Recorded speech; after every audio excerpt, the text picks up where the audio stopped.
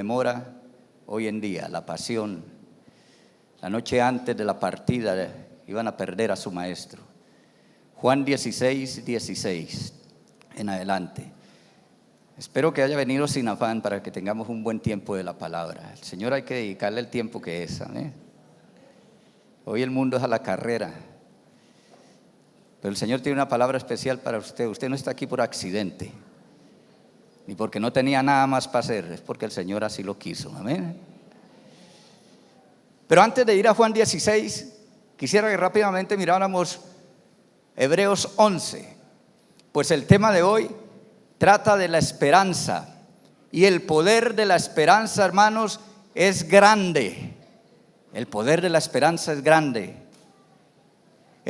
El poder de la esperanza es tan grande que puede darle ánimo al cansado cuando piensas que te queda mucho camino por delante. Es poder para dar fuerza al oprimido si es que piensa que aún puede vencer.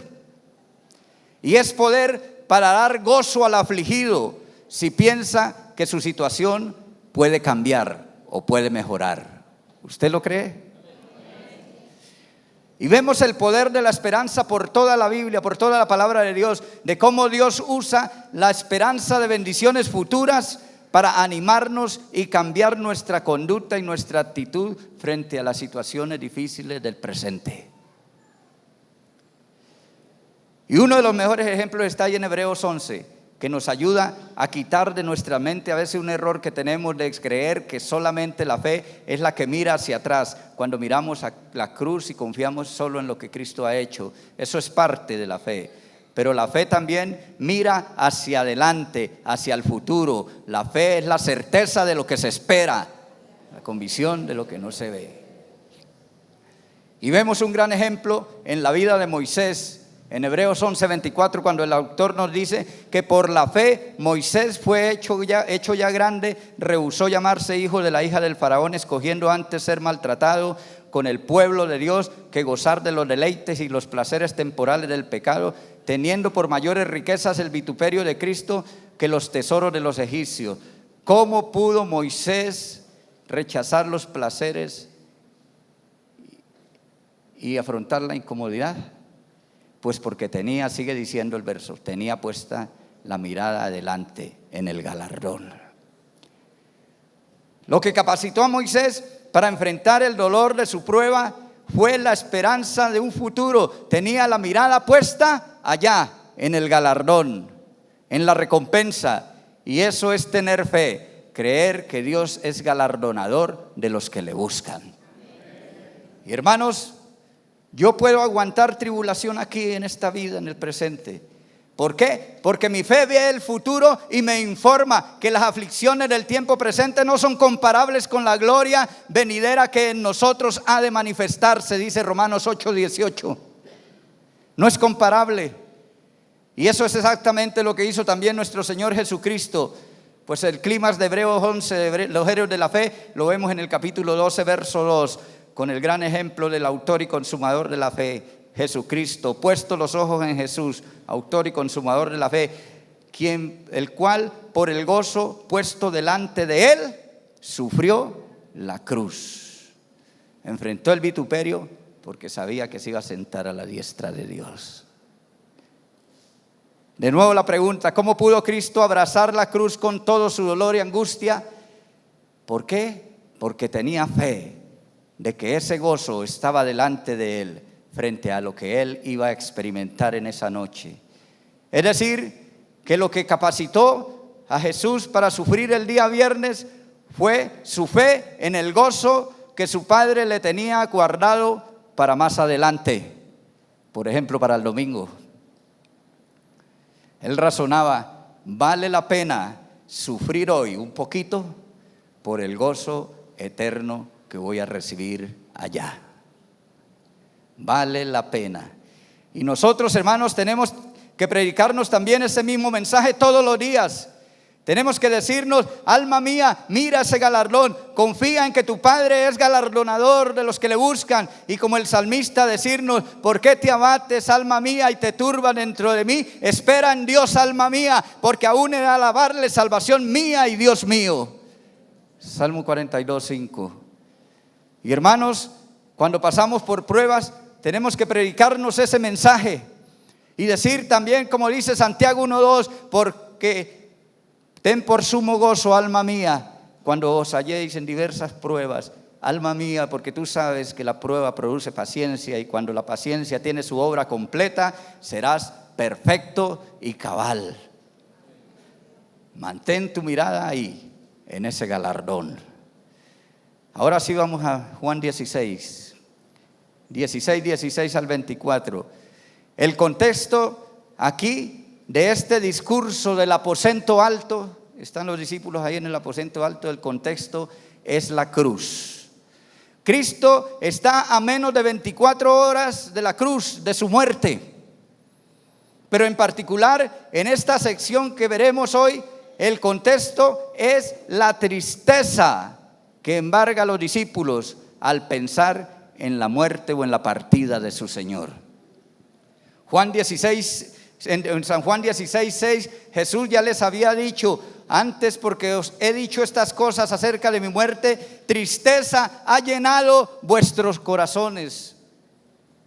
El corazón de los apóstoles estaba totalmente lleno de tristeza. No había lugar para ninguna otra emoción. Y Cristo los anima aquí, les da esperanza de que pronto su tristeza se convertirá en gozo. Jesús sabe, hermanos, que la tristeza nos paraliza. Jesús sabe que la tristeza nos bloquea, que no podemos hacer nada cuando estamos llenos de tristeza. Entonces Él viene aquí con un mensaje de gran esperanza para fortalecer a sus discípulos y cambiar su tristeza en gozo. Y les da 3 increíbles promesas que también son aplicables a nosotros hoy. 3 promesas para llenarnos de esperanza.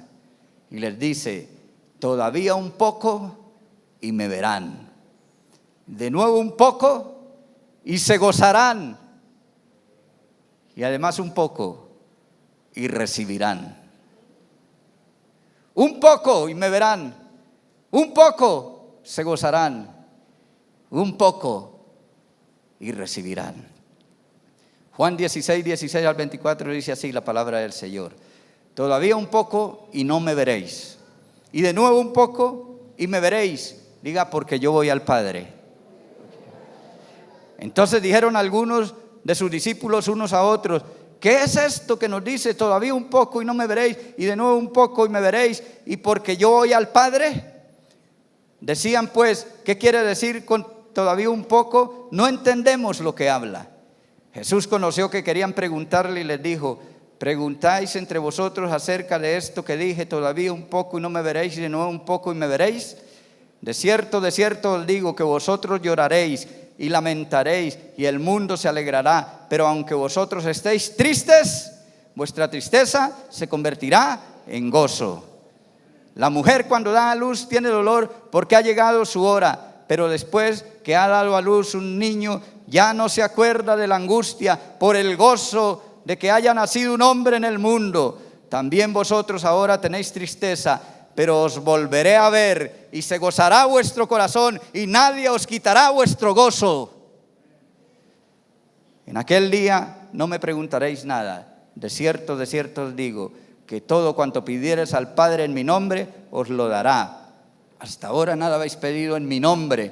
Pedid y recibiréis, para que vuestro gozo sea cumplido. Primera promesa, verso 16. La esperanza de que todavía un poco y me verán. Pero empieza diciendo lo contrario, ¿no? Todavía un poco y no me veréis. Es decir, en el contexto, ya queda un poquito, unas horas, unas cuantas horas, y ya no me verán más. Seré crucificado, voy a morir. Cristo lo ha profetizado ya muchas veces.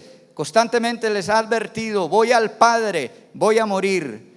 Pero luego agrega, y de nuevo un poco y me veréis. Y esa es la parte difícil de entender o de interpretar.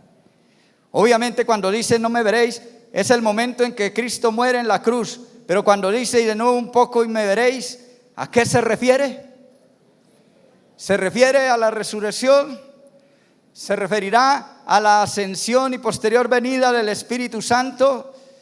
¿Se referirá a la gran tribulación o el arrebatamiento, a la segunda venida, a nuestra resurrección? ¿O una combinación de todas esas cosas? Hermanos, cada comentarista tiene su propia opinión, pero quisiera tratar de que hoy nos convenciéramos por el contexto de que en particular yo creo que Cristo está pensando aquí específicamente en la venida del Espíritu Santo al corazón de los discípulos. Pero antes de hacerlo, quisiera tratar de explicarles algo teológico que nos ayudará a entender el panorama del por qué existe tanta confusión aquí. Y es esto, que la resurrección de Cristo, la ascensión de Cristo, la venida del Espíritu Santo, esto en nuestros tiempos, el tiempo de los gentiles o de la iglesia, la gran tribulación, el arrebatamiento, el regreso de Cristo, nuestra resurrección, toda esa temporada en la Biblia se ve como una sola época denominada los últimos tiempos, el escatón. Primera de Juan 2:18 dice, hijitos, ya estamos, ya es el último tiempo. Y nosotros que vivimos en medio de esos eventos, los vemos como eventos separados y distintos. Pero para los profetas que estaban viendo el futuro allá, ellos presentan estos eventos como casi un solo evento, como una sola cosa. Los últimos tiempos donde todas esas cosas ocurren. Y el punto es que cuando los profetas están viendo el futuro, no muchas veces separan los eventos y no nos dan un calendario, un orden de eventos. Van a pasar 2000 años y luego voy a venir. No, eso es importante que lo tengamos en mente para más adelante. Pero como ya les dije, para darles esperanza, creo que Jesús está pensando aquí específicamente en la venida del Espíritu Santo. ¿Por qué? Porque en primer lugar, los comentaristas dicen que el pasaje es simple, es muy sencillo. Y lo que Cristo está tratando aquí de comunicar es un mensaje sencillo que tiene dos partes. Un poco de tiempo y no me veréis. Voy a morir. Un poco de tiempo más y ya me veréis, me volveréis a ver. El punto es simplemente animarlos, fortalecerlos.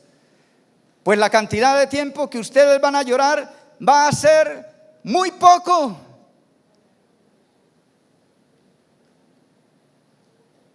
Pues cuando dije un poco y no me veréis, ¿cuánto tiempo pasa en ese un poco? Pues hermano, menos de 24 horas. Al día siguiente ya él iba a ser crucificado. Y entonces, ¿qué es lo que está comunicando aquí? Pues que así será también el tiempo de su sufrimiento, de su llanto, de su dolor. Va a ser breve, muy breve, nada más un poco. Y después de eso me veréis y se volverán a gozar. Pero ¿por qué se relaciona esto con la venida del Espíritu Santo? Preguntará usted. Pues bueno, hermanos, porque la razón que da Cristo aquí del por qué van a volver a verle es, según el final del verso 16 y 17, es porque voy al Padre. Lo repite dos veces, porque voy al Padre. Y bueno, ¿y por qué eso es así? Pues porque, hermanos, en el contexto de este contexto del aposento alto, esa frase se usa 3 veces y siempre se refiere a la venida del Espíritu Santo. Siempre es con la misma idea. Yo voy al Padre, pero no os dejaré huérfanos. Voy a regresar a ministrarles. ¿Cómo? Por medio del Espíritu Santo. Y por esto, voy al Padre no puede referirse a la resurrección, sino que tiene que referirse a la ascensión y venida del Espíritu Santo, porque si se refiriera a la resurrección no tendría ningún sentido. Solamente podría haber dicho, mira, voy a morir hoy, pero en 3 días volvemos a vernos. Pero aquí está hablando de una ausencia, no de una ausencia temporal, sino de su ascensión, de una ascensión permanente. Voy al Padre y ya no voy a estar más con ustedes. Pero les está diciendo también, y me veréis. ¿Por qué? Porque voy a ascender al Padre y voy a enviarles mi Espíritu. Y ahora yo voy a morar dentro de ustedes por medio del Espíritu Santo. Y sabemos de que Cristo está pensando así porque Él ya lo explicó en San Juan 14, 19, 2 capítulos antes, donde Jesús explica ese principio, comenzando desde el verso 18. No os dejaré huérfanos, vendré a vosotros. ¿Cómo es que no los va a dejar huérfanos y cómo es que va a venir de nuevo a ellos? Pues dice el 19, todavía un poco y el mundo no me verá más, voy a morir. Y continúa diciendo, pero vosotros me veréis. ¿Cómo es que el mundo no va a poder verlo, pero los cristianos, los discípulos sí? Pues hermanos, a través del Espíritu Santo. En aquel día vosotros conoceréis que yo estoy en el Padre y vosotros en mí y yo en vosotros. Dice el verso 20. Pero un poco más en el 28 dice, habéis oído que he dicho, voy y vengo a vosotros. Si me amarais os habías regocijado, porque he dicho, voy al Padre. Entonces, hermanos, voy al Padre y deben tener gozo al escuchar esto. Es porque voy a regresar, voy a venir a morar dentro de ustedes por medio de mi Espíritu Santo. Y esto es consistente también con el párrafo anterior al que leímos, San Juan 16 del 5 al 15, que titula La obra del Espíritu Santo. ¿Cuál es la obra del Espíritu Santo? Pues mostrarnos a Cristo, revelarnos a Cristo. Recuerden también el paralelo que de la misma manera en que Felipe veía la cara de Jesucristo, ¿a quién estaba viendo? Al Padre. El que me ha visto a mí, ha visto al Padre. De esa misma manera, nosotros que tenemos el Espíritu Santo morando en nosotros, cuando leemos la palabra, vemos a Cristo, la gloria y la perfección de Cristo en su palabra. Lo vemos a Él. Y esto es un gran tema en todo el Nuevo Testamento, la realidad de que Cristo mora en nosotros los creyentes, que el Espíritu Santo nos permite verlo ahora a Él. Y obviamente, hermanos, que también vamos a verle cara a cara en el futuro. Pero hoy, cuando el Espíritu Santo mora en el creyente, nos permite ver a Cristo, porque Cristo es quien mora en nosotros a través de su Espíritu Santo. Lo dice varias veces en diferentes textos. Juan 14, 20, Cristo dice, yo en vosotros. Juan 17, 23, cuando Cristo ora a su Padre, dice que su Padre mora en Él y que Él mora en nosotros. Y muchos versos más de los diferentes libros lo expresan. Gálatas 2, 20, estoy con Cristo juntamente crucificado, ya no vivo yo, Cristo vive en mí. Efesios 3, Pablo ora por los efesios y ora para que sean fortalecidos con poder en el hombre interior por su Espíritu.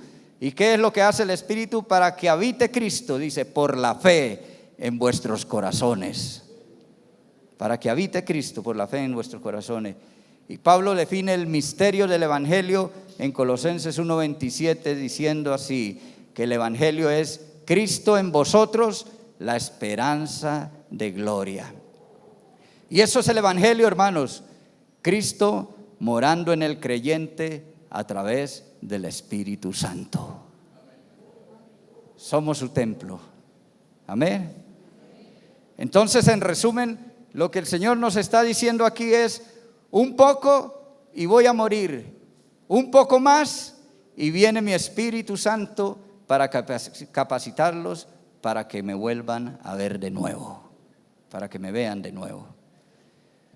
Pero no perdamos el punto de vista de que la razón por la que Cristo está diciendo esto a sus discípulos es para que no estén tristes, para que entiendan que sí, van a llorar un poco, sí, va a ser difícil, sí, van a lamentar, pero solo va a ser por un poco de tiempo, muy poco tiempo. Y debían recordar ese mensaje ahí, en ese momento de duelo, de dolor y de llanto.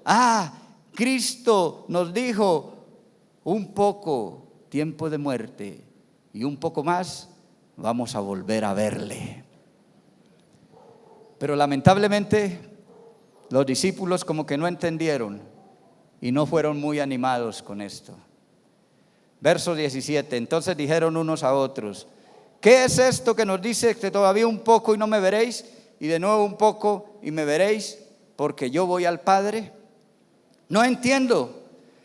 Parece que, como vemos en otros contextos, los discípulos luchaban con el concepto de un Mesías crucificado, de un Mesías aparentemente derrotado. No encajaba en su teología, en sus expectativas, y no comprendían y quedaron confundidos. Pero dice el verso 18, decían pues, este verbo decían pues denota repetición, que no es solamente un discípulo el que lo está diciendo, son varios los que lo están platicando y están confundidos. Y no debían estar confundidos, porque no solamente el Señor los había hecho, sino que todo el Antiguo Testamento así lo explica. Cristo pudo haberlos en este momento regañado y exhortado, como hizo con los dos discípulos en el camino de Emaús después de la resurrección, en Lucas 24, donde dice, oh insensatos y tardos de corazón para creer todo lo que los profetas han dicho, ¿no era necesario que el Cristo padeciese todas estas cosas? Entonces ellos debían comprender, pero el Señor aquí no los está exhortando ni regañando. En este momento Él está confortando, está consolando, está mostrándoles compasión. Él, que merecía ser confortado frente a su propia muerte, es el que está ministrando y consolando ahora a sus discípulos. Verso 19, Jesús conoció que querían preguntarle y les dijo, ¿preguntáis entre vosotros acerca de esto que os dije? Por el contexto vemos que ellos están preguntando y Jesús simplemente como humano comprende que ellos no entendían, pero que no tenían la valentía de preguntarle. Veamos un poco el panorama. Los 11 discípulos están caminando ahora del aposento alto al huerto de Getsemaní. Y mientras caminan están diciendo, ¿qué quiso decir con eso? Uno dice, no sé. El otro, yo tampoco entiendo. Pregúntele usted, no, pregúntele usted. Y el Señor ve y les dice, oye, ¿queréis preguntarme? O sea, mejor pregunten. Y qué lindo es el Señor. Qué lindo es ver que Él quiere animarlos, que Él quiere darles esperanza, que Él quiere contestar sus preguntas. Y les dice, ¿saben qué? Va a ser un poco de tiempo. Su tristeza no va a durar mucho. Es como si les dijera, mañana, cuando estén llorando, recuerden que eso no va a durar, porque yo voy a venir de nuevo a ustedes. Hermanos, ese es el Dios de toda consolación del que habla Pablo en 2 Corintios 1:3, consolando aquí a sus discípulos y diciéndole, sí, ustedes van a llorar cuando yo muera, pero por favor recuerden este mensaje, recuerden mi promesa, la promesa del Espíritu Santo, pongan su mirada en ese gozo que van a tener cuando me vean de nuevo, cuando yo habite en sus corazones, cuando yo regrese a ustedes. Solo va a ser por un poco de tiempo y luego tendrán gozo pleno. Jesús sabe el proverbio aquel que dice, la esperanza que se demora es tormento del corazón. Por eso aquí les está diciendo, es solamente un poco, no va a demorar y volverán a tener gozo. ¿Lo cree usted, hermano? Y esto es tan aplicable también a nosotros hoy. Nosotros que no tuvimos que vivir esa experiencia dolorosa de ver a Cristo crucificado, de no saber a dónde iba, de no saber cómo encontrarlo y llorar amargamente como ellos. En primer lugar, porque ya tenemos nosotros la promesa del Espíritu Santo en nosotros, ya la hemos recibido, ya tenemos el gozo del Espíritu Santo, porque el fruto es amor, gozo, paz, etcétera, etcétera. Nuestras vidas deben ser caracterizadas por el gozo, como dice Pablo, estar siempre gozosos, porque Cristo nos ha dado su Espíritu y mora en nosotros. Él está intercediendo delante del Padre a la diestra de Dios, pero está aquí también ministrando nuestras vidas, y eso debe darnos esperanza y debe llenarnos de gozo. Pero no solamente debemos gozarnos en ese ministerio presente de nuestro Señor Jesucristo, sino también depositar toda nuestra confianza y esperanza en el ministerio futuro de Cristo, en la certeza de que estos últimos tiempos no han terminado aún, sino que va a haber una culminación final del ministerio de Cristo, porque Él también va a regresar por nosotros y nos va a resucitar y nos va a dar ojos glorificados para que lo veamos cara a cara. Lo veamos cara a cara. Nos va a resucitar y vamos a estar con Él por siempre. Y nosotros debemos esperar por completo en ese día y confiar en la culminación final de esa promesa. Pronto me verán. Pronto me verán. Y esa debe ser nuestra motivación, hermanos, para vivir aquí el día a día, para enfrentar el hoy, para enfrentar la crisis, la noche oscura, la tristeza. Un día vamos a ver a Cristo también, cara a cara. Y Cristo nos lo está diciendo hoy también: todavía un poquito y me volverán a ver. ¿Lo cree usted? ¿Lo va a creer o va a seguir llorando? Va a seguir viviendo en amargura. Y hermanos, esto debe llenarnos de gozo. ¿Por qué? Porque es precisamente la segunda promesa que viene. La esperanza de que todavía un poco y se gozarán y se alegrarán. Pero empieza de nuevo diciendo lo contrario en el verso 20. De cierto os digo, que vosotros lloraréis y lamentaréis. Ese de cierto es una frase que significa que es algo muy seguro. Van a llorar amargamente. Y es que el sufrimiento, hermanos, es seguro en este mundo. Va a ser difícil.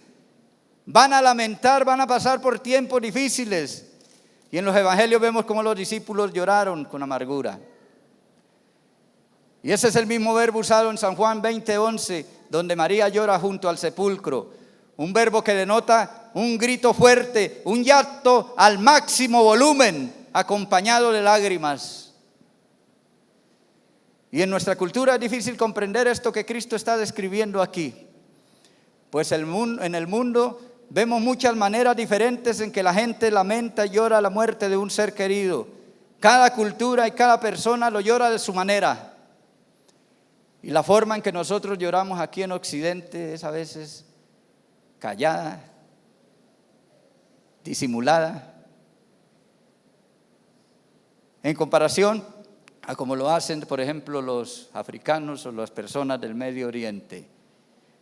La gente de otras culturas grita a voz en cuello, a máximo volumen.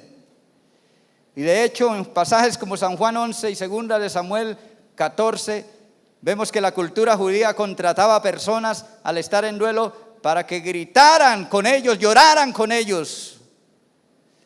Algo que para nosotros parece tan extraño. ¿Por qué vas a pagar a alguien para gritar en un funeral? ¿Por qué? Pero tenemos que comprender la cultura. Y el punto es que entre más amaba a esa persona, más fuerte lo ibas a llorar. Y si siento que mi voz no es suficiente, no puede llegar al máximo volumen necesario para expresar mi dolor, entonces voy a invitar a un coro de personas para que lloren conmigo lo más fuerte posible. Y es la forma en que ellos sanan, la forma en que ellos buscan expresar su dolor y lidiar con las pérdidas. Y lo que Cristo está explicando aquí es que los discípulos van a pasar por ese proceso de dolor, de angustia, de muerte de un ser querido, que definitivamente Jesús iba a morir y ellos lo iban a lamentar, así como los judíos lamentaban y lloraban la muerte de un ser querido. Y que además el mundo se alegraría y ellos iban a estar solos en su llanto, pues el mundo odiaba a Cristo y se gozarían cuando Él muriera. El ministerio de Cristo era condenar al mundo por su pecado, entonces al Él morir, ellos ahora podrían pecar con libertad sin tener su condenación. Pero sigue diciendo, pero aunque vosotros estéis tristes, vuestra tristeza se convertirá en gozo. Qué lindo, hermanos, es el Señor. El paralelo aquí es así. No me veréis por la cruz, entonces van a llorar. Pero luego me veréis y se gozarán. Tristes cuando no me vean, gozosos cuando me vean. Pero ¿cómo es posible esto? Que un solo evento cause tanta tristeza, tanto dolor, y luego de repente ese mismo evento se convierta en gozo. ¿Cómo es que como que es algo ilógico, ¿no es cierto? Y difícil de entender. Pero la regla aquí es que cuando estamos lidiando con un concepto abstracto, teológico, difícil de comprender, es útil ilustrarlo con algo concreto, con algo de la vida real. Entonces, solamente hay que pensar aquí, ¿qué es lo que quiero ilustrar?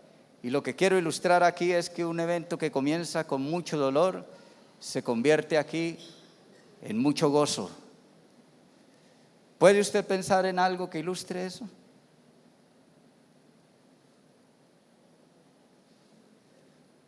Pues no tenemos que pensarlo, porque el maestro de maestros puso aquí el ejemplo en el verso 21.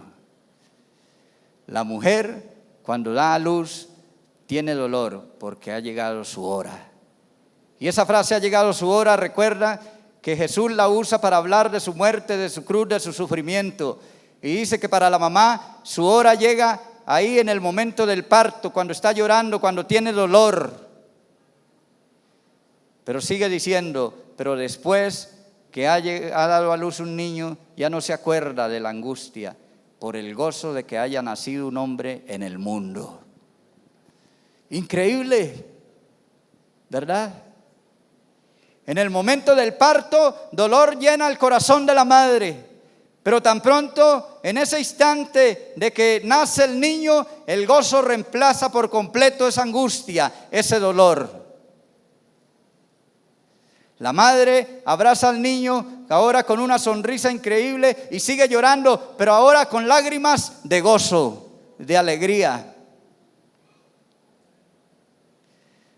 Tanto gozo llena su corazón que desplaza toda la angustia, la borra como si no hubiese dolido. Y esta es una ilustración magistral de nuestro Señor que da tanto ánimo al que hoy esté en dolor. Tu dolor, hermano, no va a durar mucho, va a ser un poco. Sí, es real.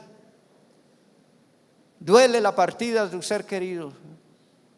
Deja un vacío grande.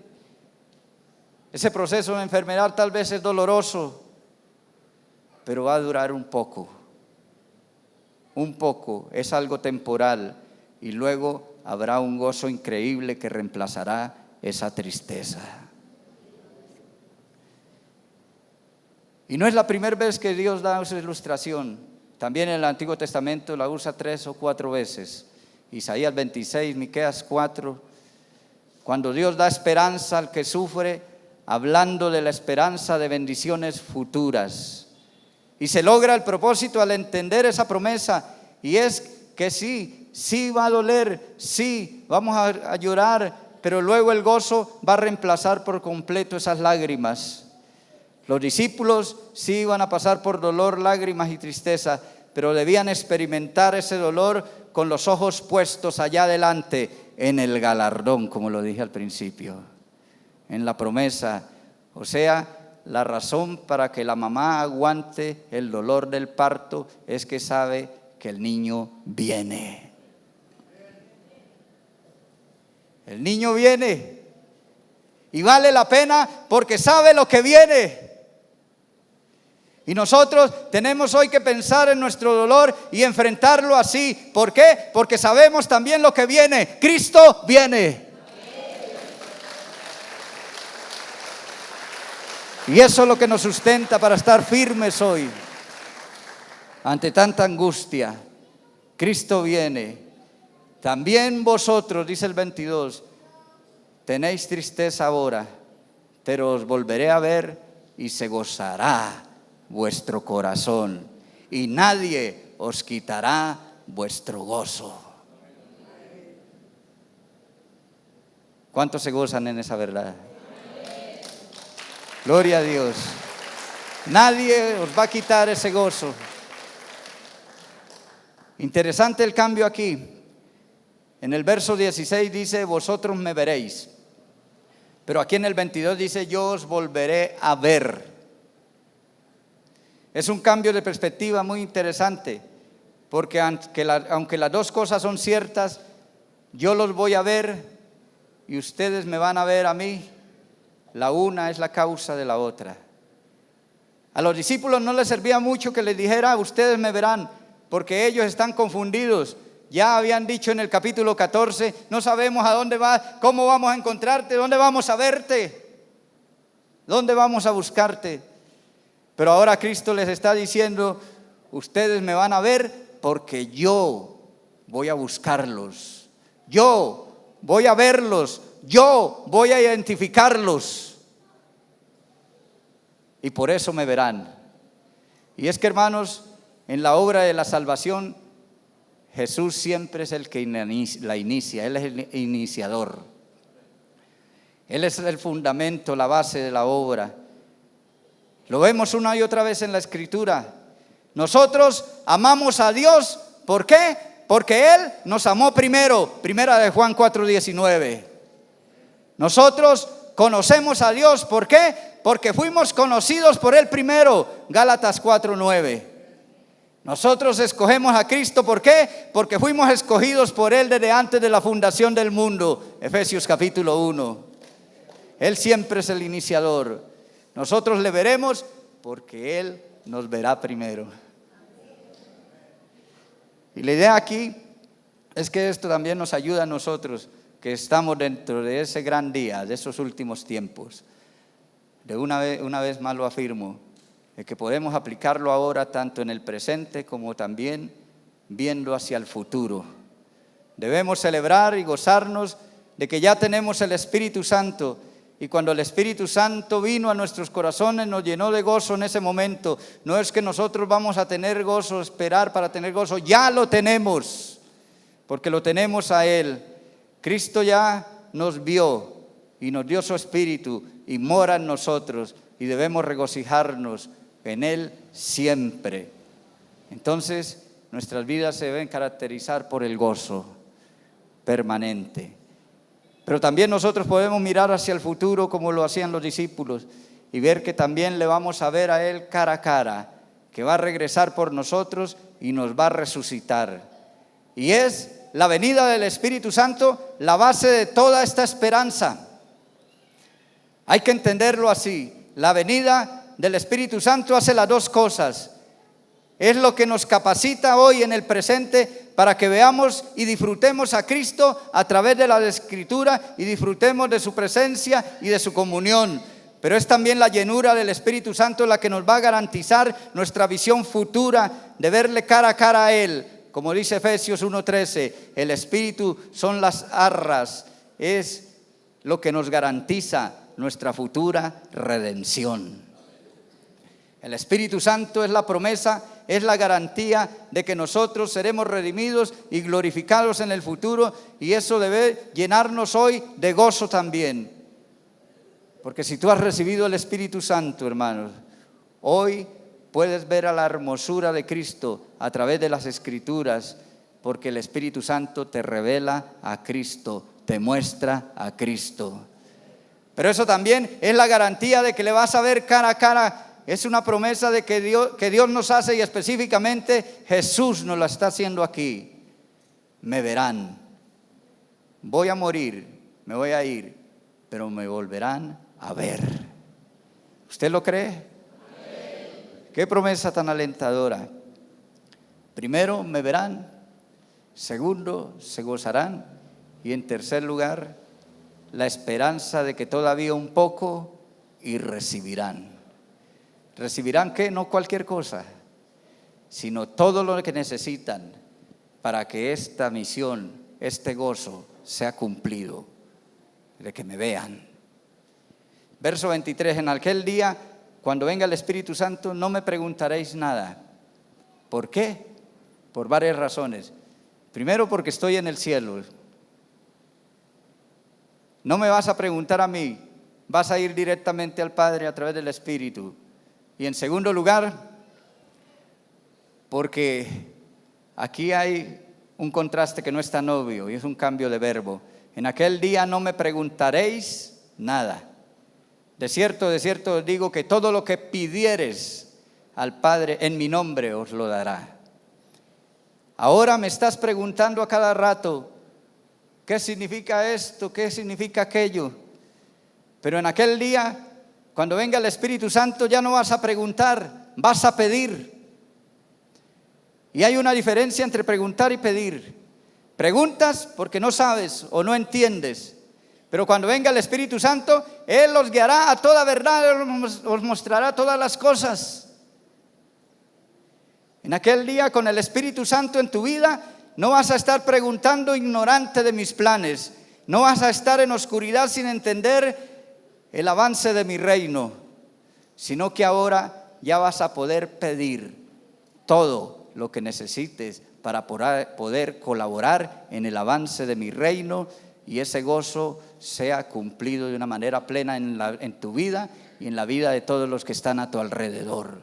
Me vean a mí. Hermanos, ya Dios te va a usar para el avance del Evangelio, para el avance de su reino, y vas a tener éxito. ¿Por qué? Porque Cristo lo enfatiza varias veces: todo cuanto pidieres al Padre en mi nombre, os lo dará. Lo dice en San Juan 14:14, San Juan 15:16b, y lo repite aquí en el verso 23. Todo lo que pidieres en mi nombre, al Padre lo hará. Lo vas a recibir garantizado. Al leerlo, tal vez nosotros que tenemos la costumbre de pedir y pedir cosas y no recibirlas, pensamos, bueno, ¿y qué es lo que pasa aquí? Pues bueno, hermanos, la frase importante aquí que Cristo repite 2 veces es que hay que pedir ¿cómo? En mi nombre. Repite 2 veces, en mi nombre. ¿Qué significa eso? Lo vemos en San Juan 14 también, 2 capítulos antes. Y lo que significa es orar en el nombre de Cristo. Y no es solamente decir en el nombre de Cristo amén al final de la oración. No, es obrar, pedir en el nombre de alguien. Y este es un concepto que vemos en toda la Biblia. Y habla de obrar como el representante de alguien, ser el delegado de alguien. Y si yo estoy trabajando en nombre del Rey, significa que todo lo que hago, digo y pido es para el avance de los propósitos del Rey, para la gloria del Rey. Entonces, cuando yo oro en nombre de Cristo, el punto es que estoy orando para el beneficio de Cristo, para el avance del reino de Dios, para glorificar el nombre de Cristo. Y eso el Padre dice, sí. Amén. Todo lo que pidieres, si glorifica al Hijo, lo hará el Padre, porque el Padre es glorificado en el Hijo. Veamos un ejemplo de una oración hecha en el nombre de Cristo. Pensemos que Dios está aquí en medio nuestro en su trono de gloria. Y nos acercamos a hacer una petición en el nombre de Cristo. Entonces yo vengo y llego a Dios y le digo: Padre Santo, vengo con un pedido especial de parte de tu Hijo amado. Y esto es lo que dice el pedido. Por favor, Padre, dale a este tu siervo poder para poder predicar tu palabra. Ayúdale a predicar con precisión para que puedan ver tu gloria reflejada a través de las Escrituras. Dale poder y valentía para expresar la palabra y guárdale de decir errores. Y ayuda a mi pueblo a verme en las Escrituras. Hermanos, a esa oración el Padre dice: amén. Es una petición contestada porque glorifica al Hijo, exalta al Hijo y es para la gloria y el avance de su reino. Y si glorifica al Hijo, tiene que ocurrir.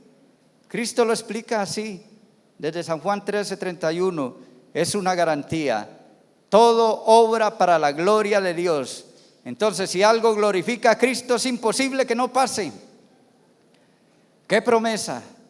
Los discípulos que en este momento están en la oscuridad, no entienden los planes de Dios, están preguntando, pero con la venida del Espíritu Santo ya van a comprender y ahora van a poder pedir todo lo que necesiten para el avance del reino de Dios y así participar de la gloria de Dios, y Dios los va a respaldar en esa misión.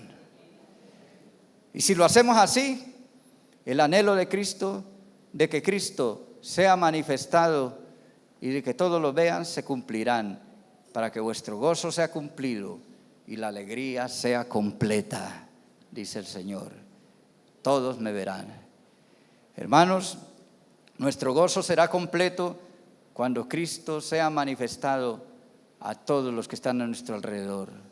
Nuestros hijos, nuestra esposa, nuestro esposo, nuestros padres, hermanos y aún nuestros vecinos vean al Hijo de Dios.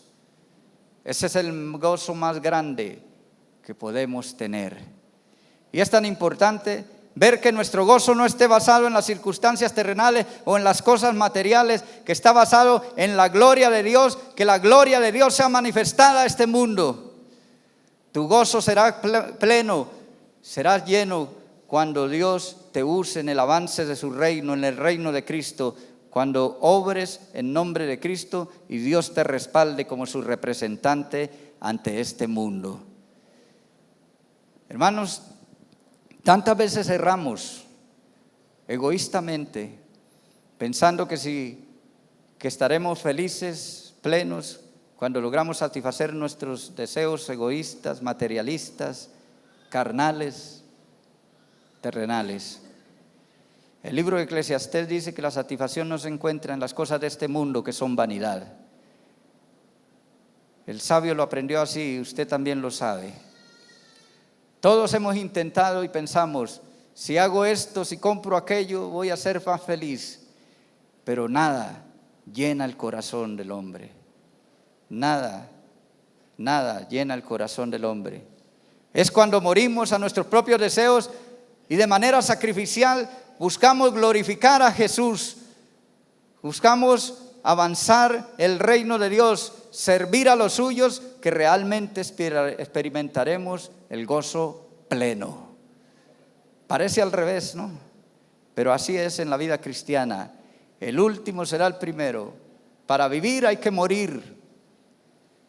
Cuando sufrimos, pasamos por pruebas, ¿qué es lo que normalmente hacemos? Siempre tratamos de centrar la vida en nosotros mismos, en nuestras propias necesidades, deseos, y erramos. Porque la verdadera felicidad se experimenta ahí solamente cuando pensamos en Cristo, en su gloria y en cómo servir a los suyos y no en servirnos a nosotros mismos.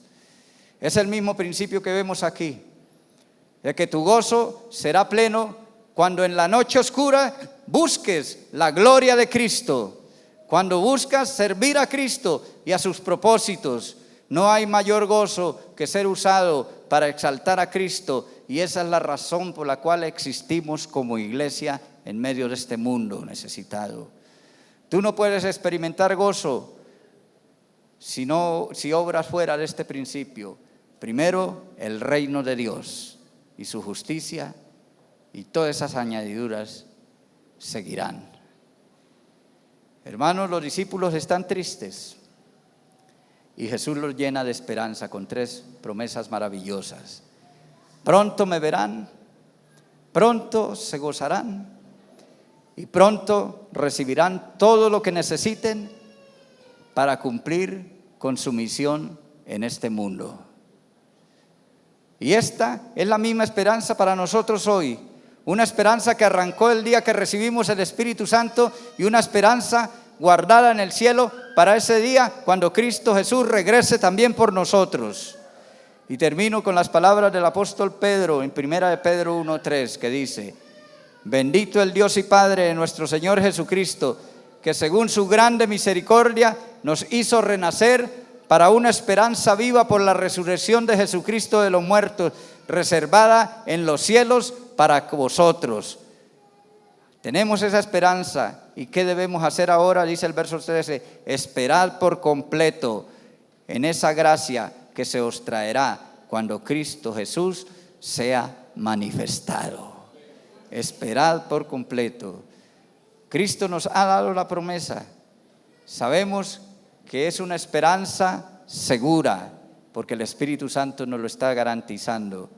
Ahora nos toca poner toda nuestra confianza ahí y anhelar con ansias el día que Cristo Jesús regrese por nosotros y vivir toda nuestra vida buscando glorificar a Cristo y extender su reino.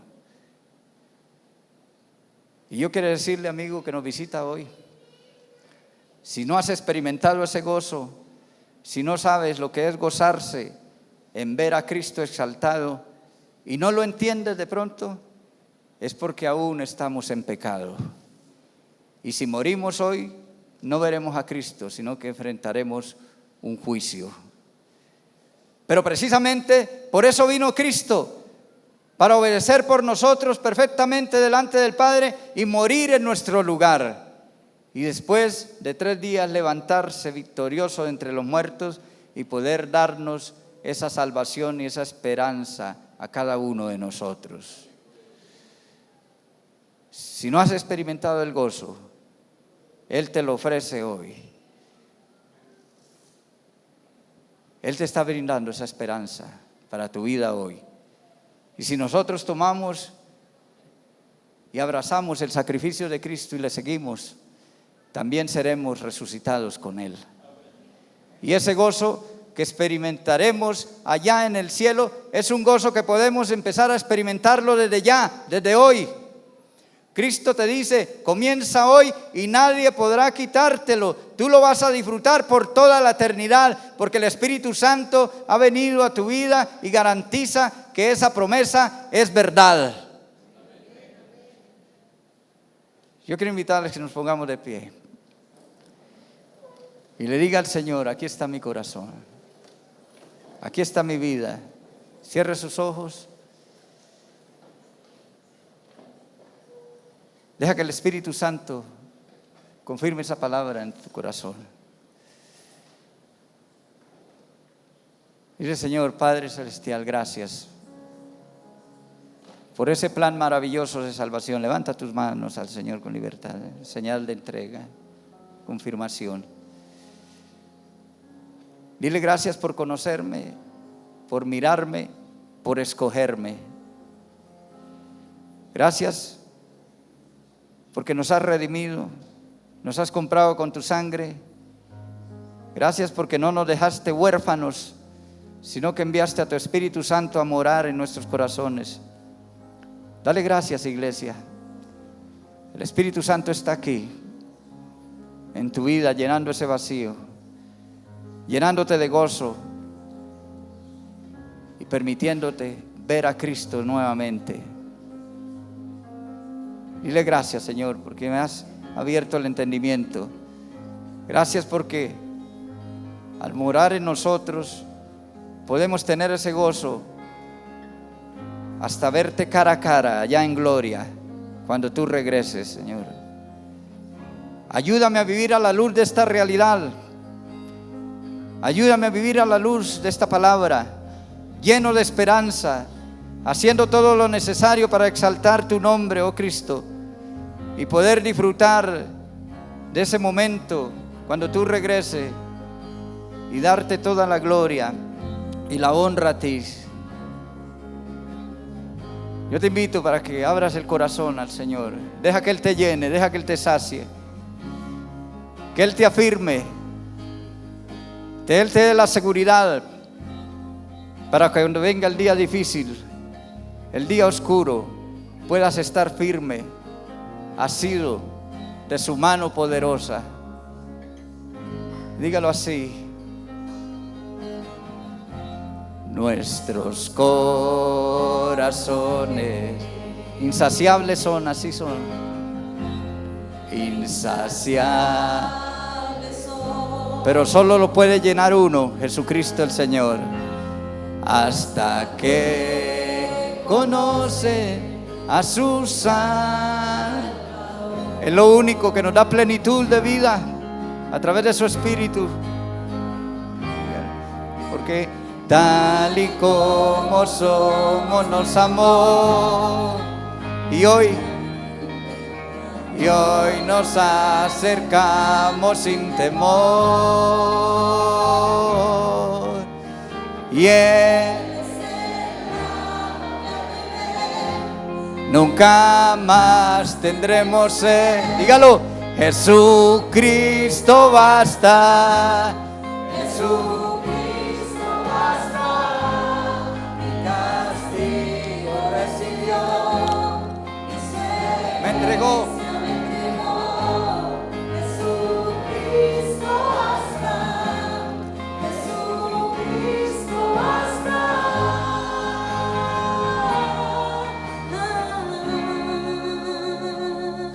Fuimos alcanzados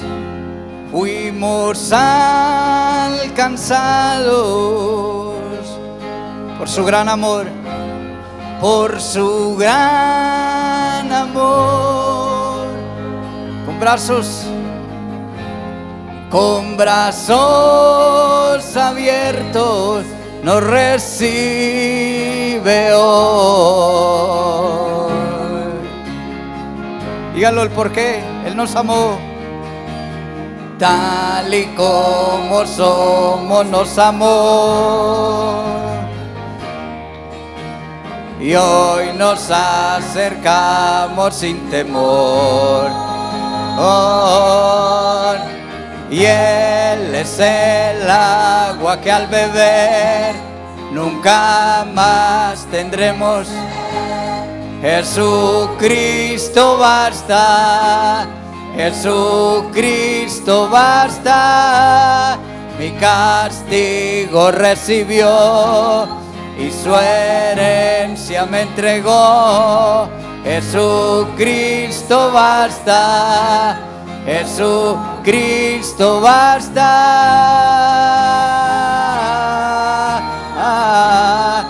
Jesucristo basta.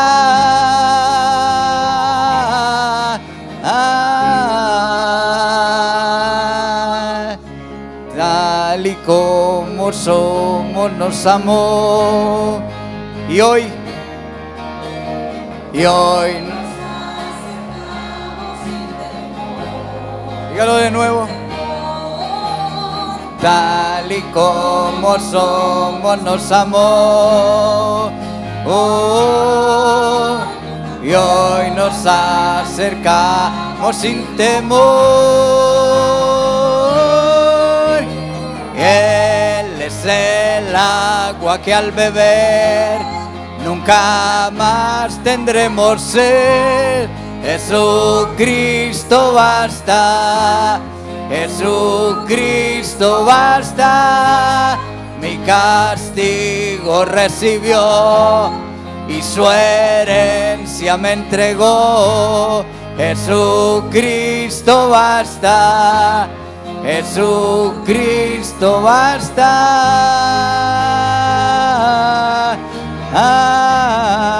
Jesucristo basta. Ah. Y ahora podemos decir confiadamente, dígalo así conmigo. Y ahora hay un futuro y esperanza fiel. Y esperanza fiel. ¿Por qué? En su amor confiamos, hay descanso en Él.